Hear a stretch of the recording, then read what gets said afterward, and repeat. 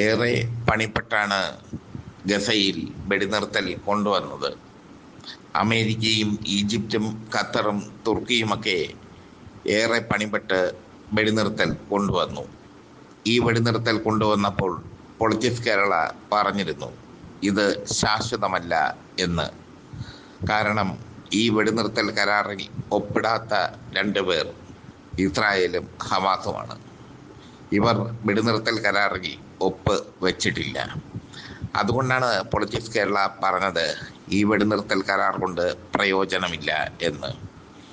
ഇപ്പോൾ വെടിനിർത്തൽ കരാർ കാറ്റിൽ പറത്തി ഗസയിലേക്ക് ഇസ്രായേൽ കടുത്ത ആക്രമണം അഴിച്ചുവിട്ടിരിക്കുന്നു. ഇസ്രായേൽ നടത്തിയ ആക്രമണത്തെ ട്രംപ് പിന്തുണച്ചിരിക്കുന്നു.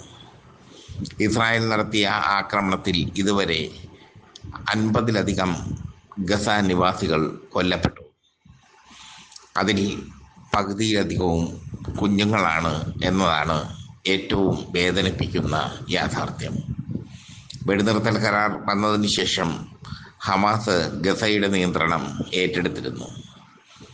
ഇസ്രായേൽ അതിൽ പ്രകോപിതരായിരുന്നു. ഈ പ്രകോപനമാണ് ഇസ്രായേലിനെ കൊണ്ട് വീണ്ടും കനത്ത ആക്രമണം അഴിച്ചുവിട്ടത്. ഗസയിലുടനീളം ഇസ്രായേൽ വ്യോമ ആക്രമണങ്ങൾ നടത്തി.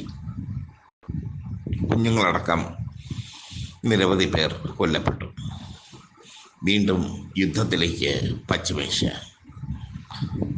ഇസ്രായേൽ ഒരിക്കലും വെടിനിർത്തൽ കരാർ അംഗീകരിക്കില്ല എന്ന് പൊളിറ്റിക്സ് കേരള പറഞ്ഞിരുന്നു. അതിന് പ്രധാന കാരണം അവരുടെ ബെഞ്ചമിൻ നെതന്യാഹുവാണ്. നെതന്യാഹുവിനെതിരെ ഇസ്രായേലിലെ സുപ്രീം കോടതി പ്രോസിക്യൂഷൻ നടപടികൾ ആരംഭിച്ചിരിക്കുകയാണ്. നെതന്യാഹുവിന് എങ്ങനെയെങ്കിലും അധികാരത്തിൽ കടിച്ചു തൂങ്ങി കിടക്കണം. അതുകൊണ്ടാണ് നെതന്യാഹു ഇസ്രായേലിനെ വെടിനിർത്താൻ അനുവദിക്കാത്തത്. ഇപ്പോൾ നെതന്യാഹു യുദ്ധത്തിനിറങ്ങിയിരിക്കുന്നത് ഇസ്രായേൽ ഭടന്മാരെ ഹമാസ് ആക്രമിച്ചു എന്ന് പറഞ്ഞാണ്. മറ്റൊന്ന് 13 ബന്ദികളുടെ മൃതദേഹങ്ങൾ വിട്ടുകിട്ടണം എന്ന് പറഞ്ഞാണ്. ഈ ബന്ദികളുടെ മൃതദേഹങ്ങൾ വിട്ടുകിട്ടാൻ അല്ലെങ്കിൽ വിട്ടുകൊടുക്കാൻ ഹമാസ് തയ്യാറാണ്. പക്ഷേ അതിന് സമയം വേണം. ഇസ്രായേൽ തകർത്ത കെട്ടിടാവശിഷ്ടങ്ങൾക്കിടയിലാണ് ബന്ദികൾ, അല്ലെങ്കിൽ ഇസ്രായേൽ തകർത്ത ഭൂഗർഭ അറകൾക്ക് ഇടയിലാണ് ബന്ദികൾ. അവരുടെ മൃതദേഹം കണ്ടുപിടിച്ച് കൊടുക്കുക എന്നുള്ളത് ഭീകരമായ ഒരു ദൗത്യമാണ്. പക്ഷേ ഇസ്രായേലിന് അതൊന്നും ബാധകമല്ല. അവർ പറയുന്നത് അവർക്ക് ബന്ദികളുടെ ശവശരീരം വിട്ടുകിട്ടണം എന്നാണ്. അതിനപ്പുറം മറ്റൊന്നും തങ്ങൾക്ക് ആവശ്യമില്ല എന്നാണ്. ഒരുതരം കടുംപിടുത്തം. വെറുതെ ഒരു യുദ്ധം ഉണ്ടാക്കി വയ്ക്കുക, അതിന് ഒരു കാരണം കണ്ടെത്തുക. ഇതാണ് ഇസ്രായേൽ ചെയ്തിരിക്കുന്നത്. ഗസയിൽ വീണ്ടും നരനായാട്ട്. ഹമാസിന്റെ ചെറുത്തുനിൽപ്പും ഇനി തുടരും. ചുരുക്കത്തിൽ വെടിനിർത്തൽ കരാർ കാറ്റിൽ പറത്തിയിരിക്കുന്നു ഇസ്രായേൽ. വെടിനിർത്താൻ തങ്ങൾക്ക് താല്പര്യമില്ലെന്ന് അവർ പച്ചയ്ക്ക് പറഞ്ഞിരിക്കുന്നു. ഇനി അങ്ങോട്ട് പശ്ചിമേഷ്യ അശാന്തമാകും എന്ന് തന്നെയാണ് സൂചന. ട്രംപ് നെതന്യാഹുവിൻ്റെ പിറകിൽ എല്ലാ പിന്തുണയുമായി രംഗത്തുണ്ട്. ട്രംപിനെ സംബന്ധിച്ചിടത്തോളം ഇസ്രായേൽ ഹമാസ് യുദ്ധം അവസാനിപ്പിക്കേണ്ടത് അദ്ദേഹത്തിൻ്റെ നോബൽ സമ്മാനത്തിന് വേണ്ടിയായിരുന്നു. നോബൽ സമ്മാനം കിട്ടാൻ വേണ്ടിയാണ് ട്രംപ് ഇത്രയും കഷ്ടപ്പെട്ട് സമാധാനം കൊണ്ടുവന്നത്. നോബൽ സമ്മാനം ലഭിക്കുക പ്രയാസമാണെന്ന് കണ്ടതോടെ ട്രംപും ഇസ്രായേലും തനിക്കുണം കാണിച്ചു. തീരെ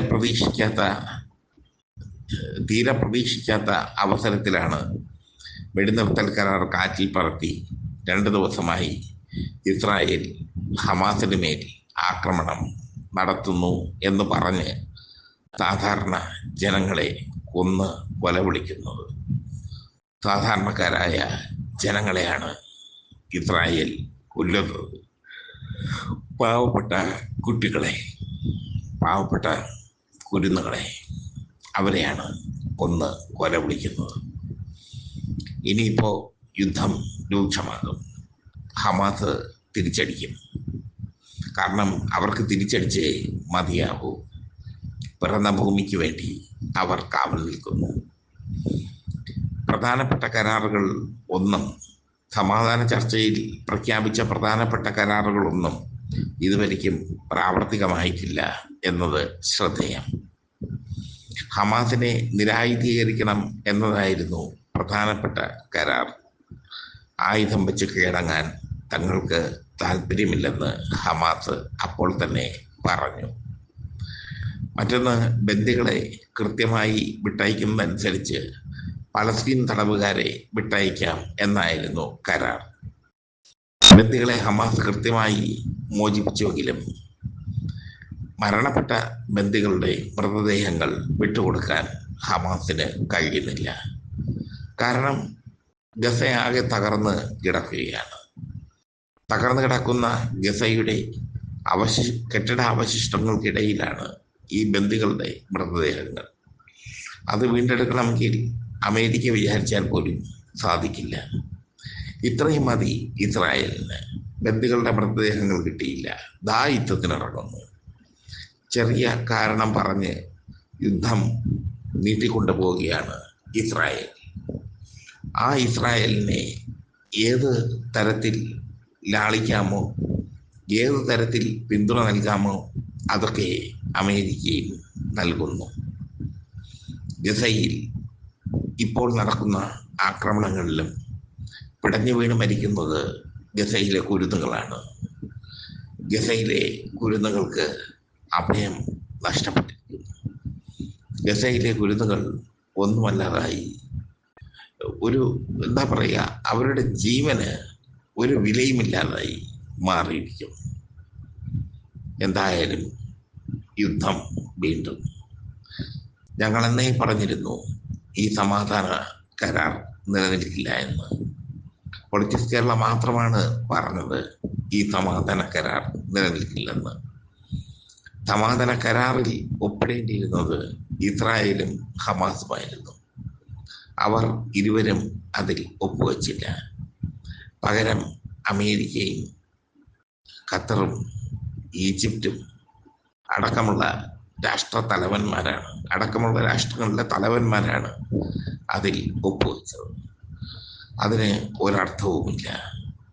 ഇസ്രായേൽ വീണ്ടും നരനായിട്ട് തന്നെ തുടങ്ങിയിരിക്കുന്നു.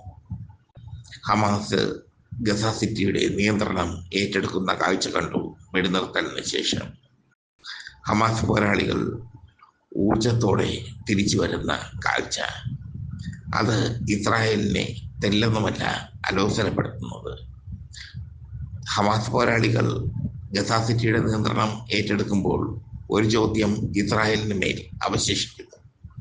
നിങ്ങൾ ഹമാസ് പോരാളികളെ ഉന്മൂലനം ചെയ്തോ? നിങ്ങൾക്ക് ഹമാസ് പോരാളികളുടെ രോമത്തിൽ തൊടാൻ കഴിഞ്ഞോ? ഈ ചോദ്യങ്ങളാണ് അവശേഷിക്കുന്നത്. അതാണ് ഇസ്രായേലിനെ അസ്വസ്ഥമാക്കുന്നത്. അതുകൊണ്ടാണ് വെടിനിർത്തൽ കരാർ കാറ്റിൽ പറത്തി അവർ സംഹാര താണ്ഡവം തുടരുന്നത്.